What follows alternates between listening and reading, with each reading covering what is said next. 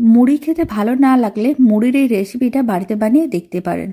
প্রথমে একটা মিক্সিং বোলের মধ্যে বেশ কিছুটা পরিমাণ মুড়ি নিয়েছি। মিক্সির জারের মধ্যে কিছুটা করে মুড়ি নিতে হবে আর খুব ভালো করে গুঁড়ো করে নিতে হবে।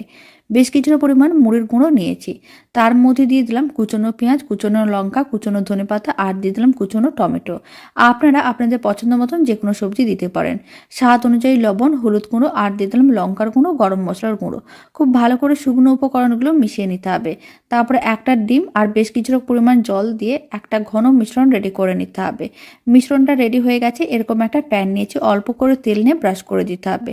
তারপরে কিছুটা করে মিশ্রণ নিয়ে এইভাবে প্যানের মধ্যে দিয়ে দিতে হবে। এখানে আমি 4টে একসঙ্গে রেডি করা যায় সেরকম একটা প্যান নিয়েছিলাম। তারপর ঢাকনা বন্ধ করে 2 মিনিটের মতন রেখে দিয়েছিলাম।